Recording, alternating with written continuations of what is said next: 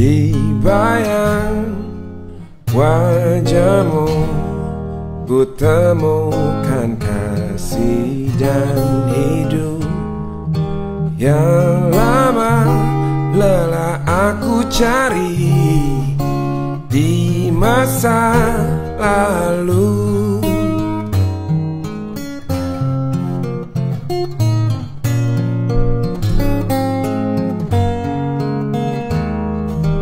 Kau datang padaku, kau tawarkan hati nan lugu, selalu mencoba mengerti hasad dalam diri. Kau mainkan untukku sebuah lagu tentang negeri di awan, di mana kedamaian menjadi istananya, dan kini tengah kau bawa aku menuju ke sana.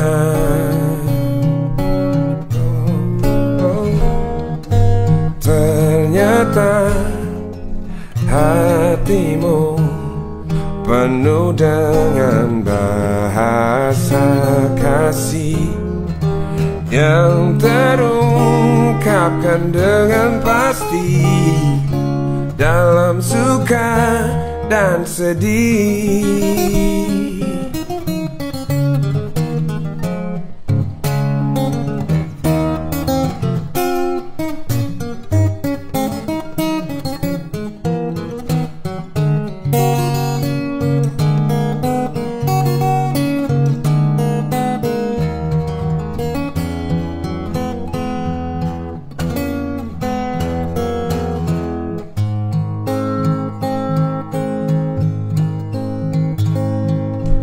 Kau mainkan untukku sebuah lagu tentang negeri di awan, di mana kedamaian menjadi istananya, dan kini tengah kau bawa aku menuju ke sana.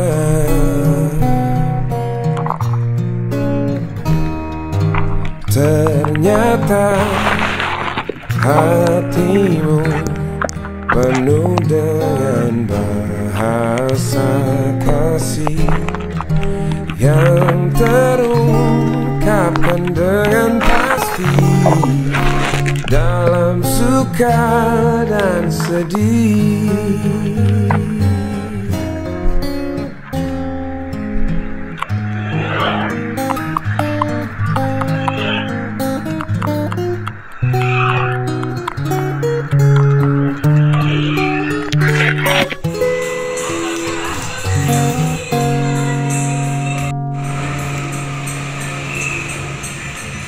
Oke guys, kita berada di Baso Ramayana Mr. Chaplin. Mr. Chaplin ini berada di dalam Nomor Toha, Indonesia. Kita ke lintasan rel kereta api dan ke stasiun Kota Tasikmalaya. Makan bakso, makan bakso. Chaos ya? Orang China juga. China itu. Aku suka pagi. Oke guys, mantap. Sip. Mantap, Rey.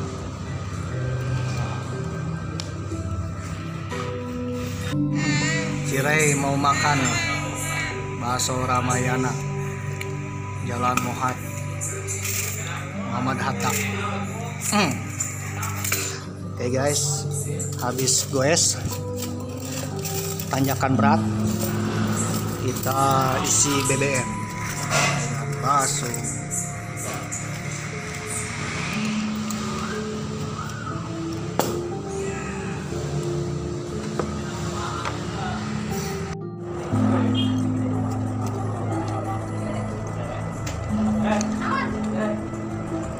Ay, baka ako ano ba?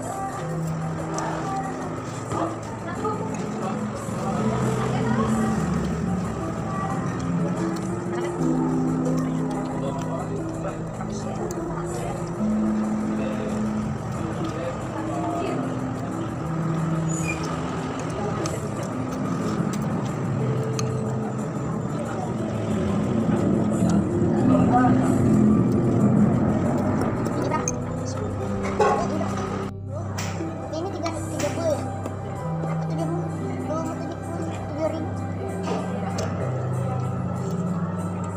Enak.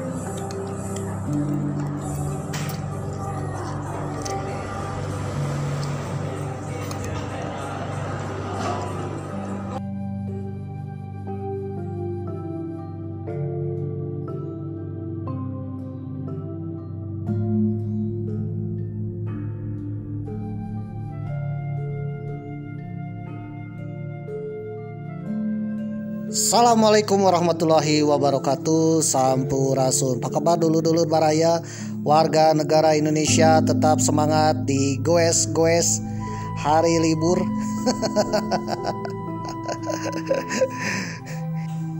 Mungkin video ini tayang ketika bulan suci Ramadan, pemirsa ya.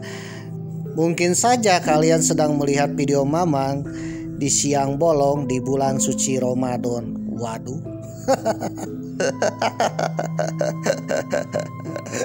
Waduh, kira-kira Mamang lagi nyemen nggak? Aduh, bukan pemirsa ya. Jadi video ini dibuat bulan Januari, jauh 2 bulan sebelum bulan suci Ramadan, pemirsa.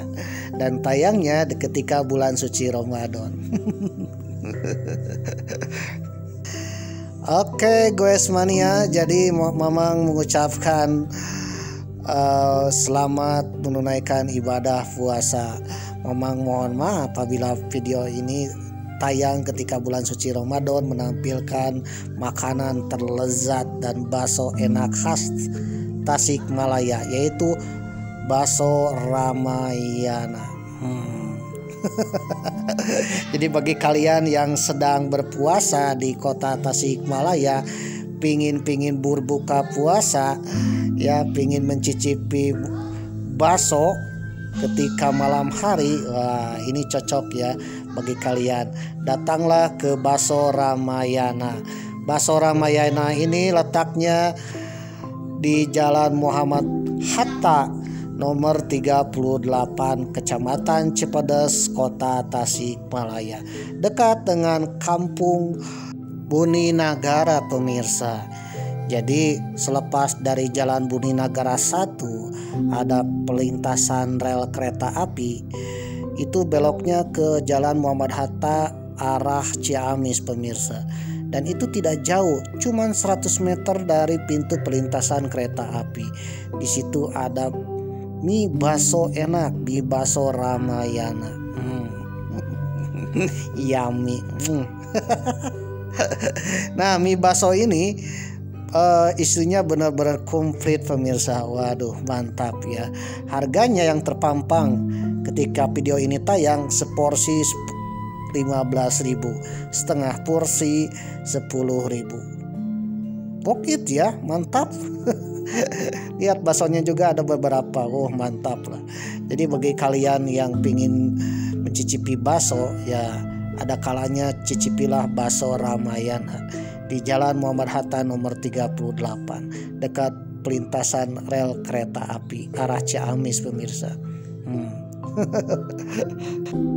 Oke, goes mania. Jadi bakso ini adalah salah satu energi untuk goes ya. Dengan goes kita tambah semangat, tambah bahagia, bisa menjelajahi kota, bisa menemukan hal-hal unik dan juga pengalaman baru, pemirsa. Ditambah lagi bisa membuat kisah, apalagi sambil ngevlog. Meskipun kameranya kamera MacGyver, ya serasa menyenangkan lah goes sambil ngevlog, sambil mencari kisah dalam perjalanan goes ya. Jadi ngevlog Mamang ini tujuannya untuk menyimpan kenangan pemirsa. Siapa tahu di kemudian hari ya, misalkan Mamang sudah menjadi presiden, Mamang bisa melihat video-video ketika sebelum jadi presiden pemirsa. Atau ketika Mamang jadi presiden, mungkin kalian akan mencari-cari ya jejak rekam media sosial Mamang. Dan salah satunya nih Baso Ramayana. Waduh. Jadi kalau kita berjasa kepada negara dan kita menjadi seorang pahlawan di kemudian hari, maka pernak-pernik barangmu akan disimpan di museum. Waduh. Dan juga foto-foto, dokumentasi dan juga videonya akan menjadi film dokumenter. Ditambah lagi namamu akan diabadikan, entah menjadi nama jalan, entah menjadi nama stadion, nama gedung, nama bandara, nama terminal, dan nama yang lain. Seperti salah satunya adalah Jalan Muhammad Hatta yang melintasi Baso Ramayana ini. Mungkin bagi kalian tidak asing dengan nama Muhammad Hatta. Muhammad Hatta adalah Bapak tokoh proklamator Republik Indonesia, wakil pertama Presiden Republik Indonesia, dan juga Bapak Koperasi. Waduh, dengan jasanya beliau diabadikan menjadi nama jalan. Termasuk Jalan Muhammad Hatta ini yang melintasi Baso Ramayana. Mungkin nama Jalan Muhammad Hatta ada di berbagai kota, termasuk di kota kalian. Ada di kota Bandung, ada di kota Jakarta, ada di kota yang lainnya di Indonesia. Jangankan di Indonesia, di luar negeri pun nama Jalan Muhammad Hatta ada. Salah satunya di negeri Belanda pemirsa, yaitu Muhammad Hatta Straat atau Jalan Muhammad Hatta. Nah, berbicara tentang Muhammad Hatta, beliau adalah salah satu tokoh yang benar-benar berjasa kepada Republik Indonesia. Di sebelah Baso Ramayana itu ada Tugu Koperasi pemirsa, dan di situ ada tercantum nama Muhammad Hatta. Waduh. Nanti insya Allah setelah kita makan Baso Ramayana, kita akan lihat Tugu Koperasi pemirsa. Mama akan makan bakso dulu. Siapa tahu Mamang akan menjadi gemoy dan sehat selalu pemirsa. Ngomong-ngomong, bentar lagi kita akan ada penetapan hasil pemilihan umum. Mudah-mudahan siapapun yang akan terpilih, entah itu jadi presiden ataupun menjadi wakil rakyat, bisa menjalankan amanah dan membangun bangsa ini pemirsa. Membuat rakyat sejahtera, bahagia, tentram, damai, dan bisa mendamaikan dunia, bahkan menjadi negeri yang macan Asia. Dan juga mudah-mudahan rakyat kita senang, bahagia, dan menjadi gemoy. Amin. Oke guys mania, mohon maaf Mamang lapar ya. Malum lah habis keliling-keliling di sekitaran kampung Buni Nagara. Waduh, Mamang langsung kepikiran gimana kalau kita cari makan siang. Akhirnya Mamang teringat ya, di situ ada bakso, mie Baso Ramayana, dan Mamang mencoba merasakan mie Baso Ramayana. Ternyata mie bakso ini harganya murah meriah, terjangkau, dan rasanya enak plus komplit. Mantap lah untuk guys. Akhirnya makan sepuasnya. Mohon maaf apabila kalian sedang menonton di bulan suci Ramadan pas siang hari. Mamang doakan mudah-mudahan puasanya kuat ya, dan nambah pahala. Dan jangan lupa kalau kau tergoda, nanti setelah buka puasa kalian bisa mendatangi Bakso Ramayana. Oke guys mania, sambil makan bakso Mamang akan bercerita tentang Kerajaan Buni Nagara. Waduh, kira-kira ada nggak Kerajaan Buni Nagara? Ternyata Kerajaan Buni Nagara ada pemirsa, tetapi bukan di kota Tasikmalaya. Kira-kira di mana Kerajaan Buni Nagara itu? Waduh, kalau kalian penasaran, simak terus ya sambil melihat Mamang makan bakso. Well, yang namanya Kerajaan Buni Nagara itu tidak ada pemirsa. Yang ada adalah Mandala Buni Nagara. Itu dulu ada sebuah wilayah kemandalaan yang bernama Mandala Kandang Wesi. Ini adalah salah satu kemandalaan. Mandala itu dalam bahasa sekarang mungkin istilahnya adalah federasi atau kumpulan raja-raja pemirsa. Jadi kefederasian kerajaan ya itu berkumpul menjadi satu kemandalaan. Nah, nama lain dari kemandalaan mungkin pernah dengar kemandalaan Majapahit. Jadi Majapahit membawahi banyak kerajaan di Nusantara ataupun di Pulau Jawa pada masa Hayam Wuruk. Nah, kesatuan kerajaan-kerajaan itulah yang dikenal dengan kemandalaan, di mana raja-raja ya membuat pemerintahan sendiri tetapi tunduk kepada Majapahit. Begitu juga di wilayah Jawa Barat termasuk di sekitaran antara Cirebon, Majalengka, Ciamis, Tasikmalaya dan juga Garut dan Cianjur itu ada istilah kemandalaan Kandang Wesi. Waduh. Sekitar tahun 2000-an muncul istilah Kerajaan Kandang Wesi di sekitar Garut Selatan. Dan itu sama berbarengan dengan kerajaan-kerajaan yang notabene tidak ada sejarahnya tiba-tiba ada, seperti Keraton Probolinggo yang sekarang sudah dibubarkan, dan juga Kesultanan Selako yang ada di Tasikmalaya. Dan juga yang paling terkenal ya Sunda Empire. Waduh, di Garut Selatan pun ada Kandang Wesi, Kerajaan Kandang Wesi. Dan ini mengaku-ngaku bahwa itu adalah sebuah kerajaan dan mendirikan sebuah kerajaan. Waduh. Dikutip dari kompas.com 24 Januari 2020 dengan judul artikel Heboh Kerajaan Kandang Wesi di Garut yang dipimpin oleh Nur Seno, saya hanya mengajarkan bela diri. Waduh.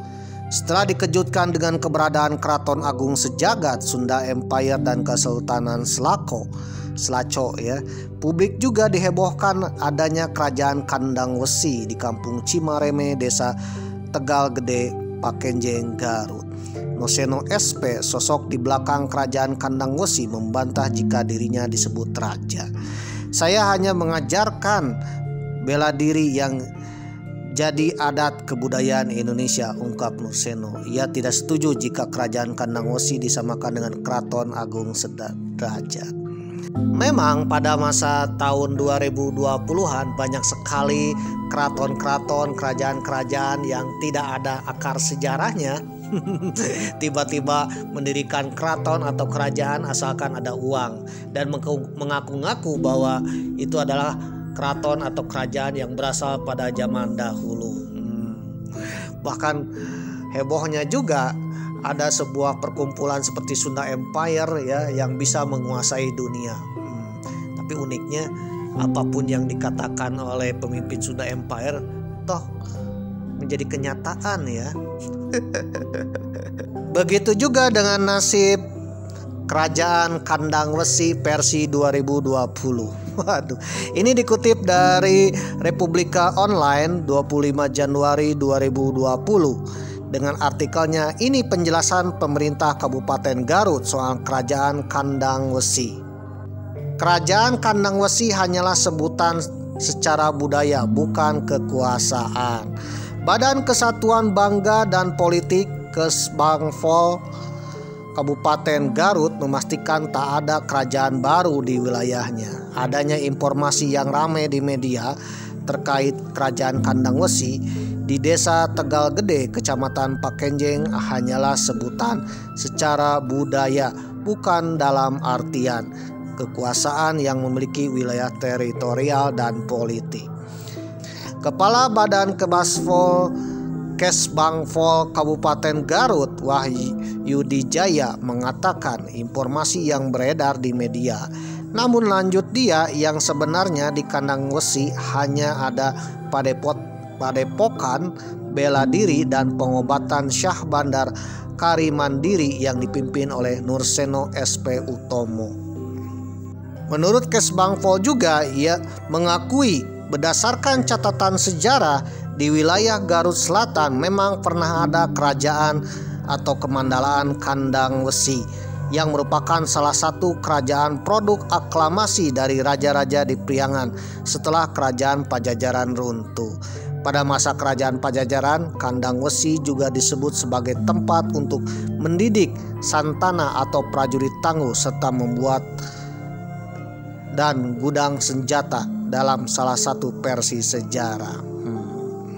Jadi artinya bahwa Kandang Wesi versi 2020 ya, itu tidak ada kaitannya dengan Kerajaan Kandang Wesi zaman dahulu. Jadi zaman dulu memang ada sebuah Kerajaan Kandang Wesi. Mungkin kalian bertanya, apa hubungannya ya Kerajaan Kandang Wesi dengan Buni Nagara? Ternyata ya, julukan Kerajaan Kandang Wesi adalah Buni Nagara Slovandan. Waduh, apakah di antara kalian ada yang tahu artinya ya? Slogan atau moto atau julukan kerajaan atau kemandalaan Kandang Wesi adalah Buni Nagara Slovandan, yang mengandung arti sebuah negara tersembunyi tanpa kekuasaan politik. Waduh, ini menarik ya. Apakah Kerajaan Kandang Wesi zaman dulu adalah sebuah legenda, hanya cerita dongeng saja, ataukah memang ada versi sejarahnya? Bagi kalian yang penasaran dengan julukan Buni Nagara Slovandan ini, mari kita membahas sambil makan bakso. Dikutip dari jurnal Historiana dengan judul artikel Mandala Kandang Wesi, Kerajaan Sunda Kuno yang luput dari sejarah. Mandala Kandang Wesi adalah salah satu dari 73 mandala yang disebut dalam naskah Sunda kuno, Carita Parahyangan, dan fragmen Carita Parahyangan. Mandala seringkali dipersamakan dengan kabuyutan. Hal ini menjadi pandangan masyarakat awam karena keduanya memiliki kesamaan, yaitu tempat mengaji ilmu pengetahuan agama dan tuntunan kehidupan. Di Tatar Pasundan terdapat 800 kabuyutan. Pada episode yang pertama memang membahas kebataraan ya. Ternyata istilahnya kebataraan dan kabuyutan itu sama, tempat mencari ilmu, atau mungkin sekarang padepokan, atau mungkin istilah lainnya pesantren ya. Dalam 10 wilayah yang langsung berada dalam wibaan Tohaan di Majaya, pemimpin Sunda Pajajaran itu harus mengirimkan famwat atau upeti ke Pakuan, yakni Sanghyang Talaga Warna, Mandala Cidatar, Geger Gadung, Windu Pepet, Galuh Wetan, Mandala Utama Jangkar, Mandala Pucung, Rema, Lewa, dan Mandala Kandang Wesi. Jadi Mandala Kandang Wesi ini adalah sebuah teritorial pemirsa, sebuah wilayah. Pada bagian lain disebutkan bahwa Maharaja Tarusbawa sebagai Prabu atas kesepakatan pihak Rama dan Resi mengatur persoalan yang berkaitan dengan pangwereg, ketentuan berupa hak bagi para penguasa wilayah di Kerajaan Sunda, serta pamwatan, yaitu kewajiban mempersembahkan produk potensi alam dari penguasa wilayah kemandalaan ke ibu kota Pakuan setiap tahun. Produk tersebut adalah berupa hasil pertanian dan peternakan serta hasil industri atau UMKM zaman kuno pemirsa. Maharaja Tarusbawa yaitu pemimpin Sunda Pajajaran, berkuasa cukup lama. Pemerintahannya selanjutnya diteruskan secara bergantian, mulai dari Maharaja Haris Dharma, Rahyang Tamperan, Rahyang Bangga, Rahyang Wuwus, Prabu Sahyang, Prabu Lumahing Rana, Sang Lumahing Tasik Panjang, Sang Winduraja, sampai akhir kepada Rakyan Dharma Siksa. Disebutkan bahwa Rakyan Dharma Siksa merupakan penjelmaan dari Pantajala Sakti yang semula menjadi penguasa wilayah di Saunggala. Berkat kepemimpinannya yang bijak sehingga ngarteken urang rea mensejahterakan kehidupan rakyat banyak. Rakyan Dharma Siksa melanjutkan bertahta di keraton Sri Bima Punta Narayana Madura Suradipati, yaitu Pakuan Pajajaran yang diwariskan dari para pendahulunya. Yang menjadi pertanyaan, di mana letak Mandala Kandang Wesi? Menurut jurnal Historia juga di bagian Garut Selatan dikenal ada kerajaan atau pusat kemandalaan Kandang Wesi, yaitu tepatnya di daerah Bungbulang. Kandang Wesi sudah lama ada, bahkan disebut sebagai daerah tertua dengan sebutan Puser Bumi atau pusatnya bumi Jawa Barat, yang memiliki beberapa keunikan sebuah rahasia. Dalam babat atau sejarah lisan menyebutkan bahwa Kandang Wesi telah memiliki para ahli ilmu di bidang nujum dan kanuragan, serta beberapa empu pembuat perkakas, pedang, keris ataupun kujang, yang diperkirakan sudah ada sejak tahun 720 Masehi. Wilayahnya dikenal hingga ke beberapa daerah dan sempat menjadi tujuan para raja, terlebih dalam mendapatkan pusaka perang, sehingga di masa itu karya para empu berhasil menyebar ke beberapa kerajaan. Maka sempat terbentuknya para santana-santana atau juru obor yang berfungsi sebagai penunjuk jalan dalam mengirim senjata dan pasokan perkakas rumah tangga serta alat-alat pertanian. Dari perjalanannya sekitar abad ke-9, tidak sedikit para empu yang sengaja berpindah hingga menetap di beberapa daerah seperti tukang pandai atau pembuat besi. Menjelang berdirinya Kerajaan Pajajaran atau Sunda Pajajaran, Kandang Wesi adalah salah satu wilayah menjadi bagian kekuasaan Pajajaran, terutama andil besar dalam penyediaan perkakas perang serta banyaknya para pemuda yang menjadi prajurit Pajajaran. Jadi wilayah Kandang Wesi ini adalah pusatnya empu pembuat senjata dan juga pusatnya pendidikan kemiliteran kerajaan-kerajaan Sunda zaman dahulu. Jadi kerajaan membutuhkan prajurit itu pasti berasal dari Mandala Kandang Wesi. Jadi kita bisa simpulkan bahwa kemandalaan Kandang Wesi ini merupakan pusatnya kekuatan kerajaan-kerajaan di Tatar Sunda zaman dahulu, pemirsa. Jadi kalau ada seorang raja yang inginkan sebuah pusaka, maka harus pergi ke Kandang Wesi dan dibuat oleh empu-empu yang ahli di Kandang Wesi. Begitu juga kalau kerajaan dalam keadaan perang membutuhkan prajurit yang banyak dan terlatih, itu berasal dikirim dari Kandang Wesi. Jadi Kandang Wesi ini mengirim kepada upeti, kepada kerajaan itu tidak berupa produk karya saja seperti pusaka atau hasil pertanian, tetapi juga prajurit-prajurit terlatih, pemirsa. Yang kita kenal bahwa kekuatan kerajaan Sunda zaman dahulu ini benar-benar tangguh ya, bahkan Majapahit pun segan ya untuk menaklukkan kerajaan Sunda Pajajaran. Saking segannya, Patih Gajah Mada tidak berani langsung menyerang kerajaan Sunda ini.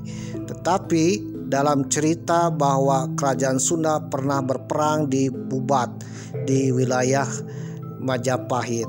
Itu dalam cerita ketika perang Bubat ini, satu peleton pasukan Sunda yang dikenal dengan lodaya, harimau hitam yang terdiri dari satu peleton 20 orang itu bisa menghabiskan pasukan Majapahit sebanyak 2.000 orang. Satu peleton bisa mengalahkan satu batalion, dan ini benar-benar membuat kerajaan Sunda sulit untuk ditaklukkan. Dan kemungkinan pasukan itu yang terlatih berasal dari alumni Akademi Militer Kandang Wesi. Berbicara tentang sumber primer, ternyata yang menceritakan tentang wilayah Kemandalaan atau sebuah kerajaan Kandang Wesi itu banyak ditulis dan diceritakan di berbagai sumber primer. Mungkin yang tahu Mas Asisi ya. Sumber primer diantaranya ada yang dikenal dengan Carita Parahyangan, ada juga yang dikenal dengan Babad Kandang Wesi. Ternyata Kandang Wesi juga punya cerita tersendiri, tulisan tersendiri, yaitu Babad Kandang Wesi. Dalam isi Babad Kandang Wesi yang berisi pada akhir tenggelamnya kekuasaan Pajajaran, di mana pada naskah Babad diceritakan terhadap sejumlah ratu rujuh. Ratu rujuh ini gabungan diantaranya Cirebon Hilir, Cirebon Girang, Cirebon Tengah, Mataram, Solo, Mekah, Kandang Wesi yang dimotori oleh Prabu Boros Ngora atau di Kandang Wesi dikenal dengan nama Iwung Bitung dan Haur Cengkup, melakukan pertemuan yang digelar di Batu Tujuh, sebuah tempat hutan belantara yang menjorok ke arah laut atau Tanjung sebelah selatan Garut. Dalam isi Babad Kandang Wesi maupun makna silokannya, pertemuan itu bertujuan membahas tentang misi kesundaan dan sikap yang akan diambil, termasuk dalam merahasiakan beberapa kebendaan. Dan isi ketetapan itu adalah mengembalikan status wilayah Kandang Wesi sebagai bumi negara Slopandan, negara tersembunyi tanpa kekuasaan, serta sebuah wilayah yang menjadi tempat berkumpulnya para penguasa kesundaan, termasuk dalam penyelamatan rahasia maupun tujuan akhir pengabdian. Penyamaran dengan cara mengganti nama mereka serta gelar sebagai tokoh yang pernah berkuasa, menetapkan Panca Kalima sebagai tetekon hukum Kandang Wesi, menentukan 10 syarat kesatria Pawastri atau pada ramalan Kandang Wesi sebagai generasi penerus cikal bakal kemunculan Ratu Sunda. Jadi artinya setelah runtuhnya Pajajaran yang diceritakan oleh Babad Kandang Wesi, itu para gegeden ya berkumpul di daerah Mandala Kandang Wesi sebagai tempat untuk bermusyawarah atau tempat majelis umum ya, atau mungkin sekarang dikenal dengan konferensi tingkat tinggi KTT. Jadi tempatnya KTT seluruh gegeden yang ada di tanah Pasundan ini itu berkumpul dan bermusyawarahnya di Kandang Wesi. Berakhirnya masa Pajajaran dan Galuh, maka wilayah Kandang Wesi atau daerah sekitar Garut Selatan pun itu beralih ke Mataram yang dipimpin oleh Panembahan Senopati.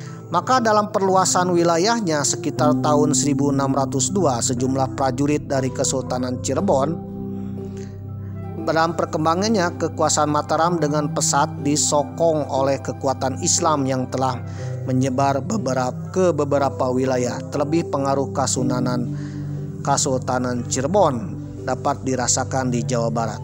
Maka dalam perluasan wilayahnya sekitar tahun 1602, sejumlah prajurit dan Kesultanan Cirebon masuk ke wilayah Kandang Wesi sehingga berhasil mendirikan Padaleman Kandang Wesi di bawah kepemimpinan Prabu Sembah Dalem Drapayuda yang mengangkat 2 kepatihan yaitu Santana Jiwa dan Parana Jiwa.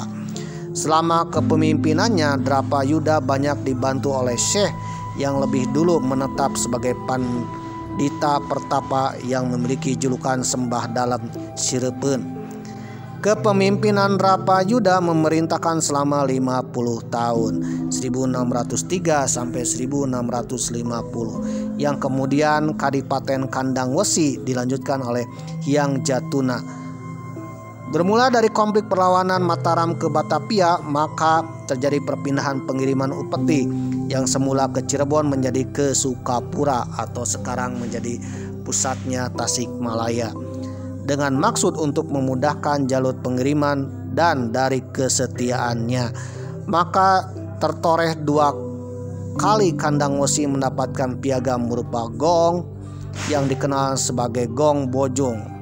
Berdasarkan sumber lain yang dikutip dari Historiana, jurnal Historiana, bahwa dikatakan pada 24 September 1665 atau bisa juga dimaksudkan sebagai tindak lanjut dari misi terdahulunya, maka terulang sebuah pertemuan besar yang kali ini diselenggarakan oleh sejumlah bupati di sekitar Cianjur, Sukabumi, dan Garut.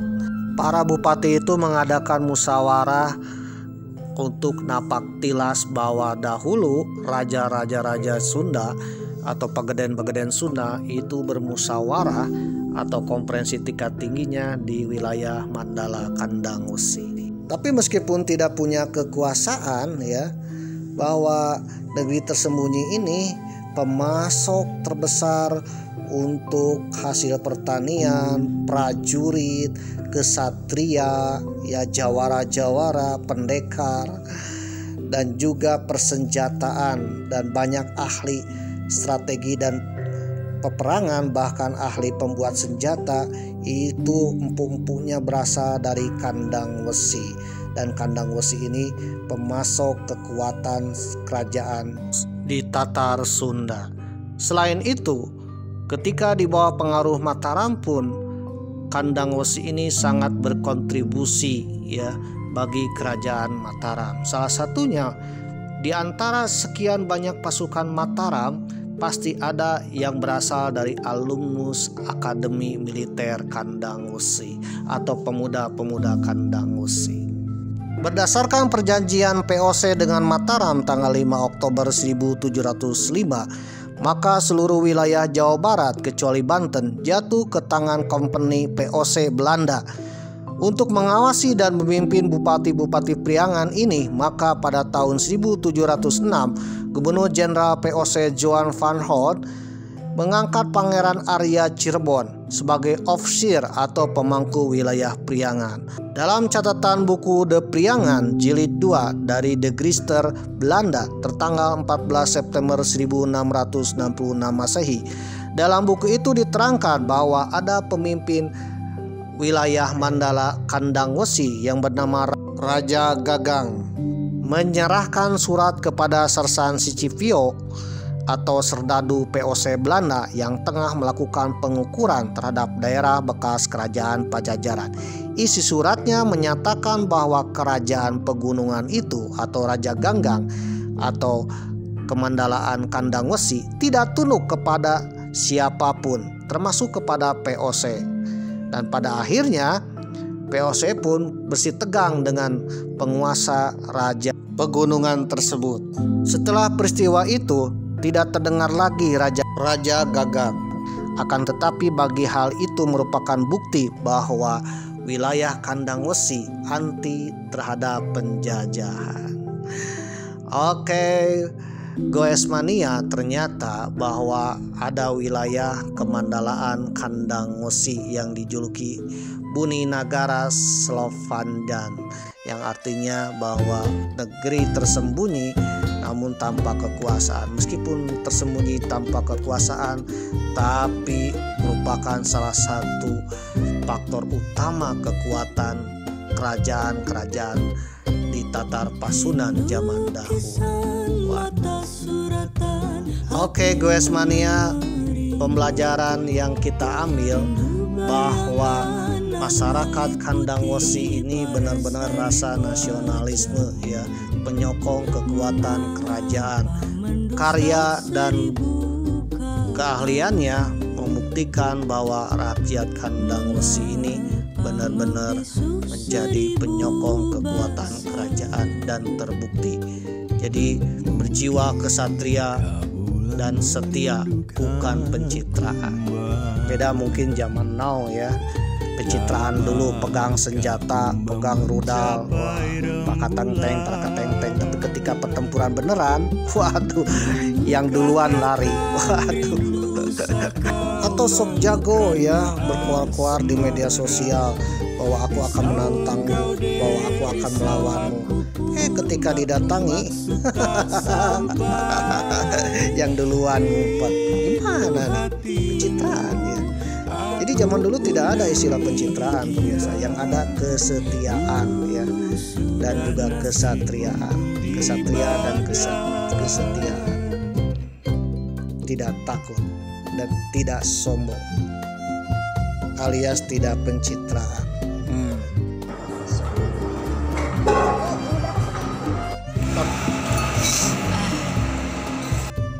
Mama? Kondisi perutnya lapar karena tadi naik tanjakan jalan.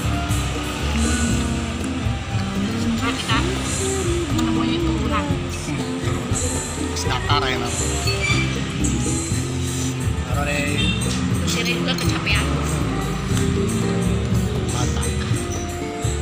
Wah, habis. Mencapai rembulan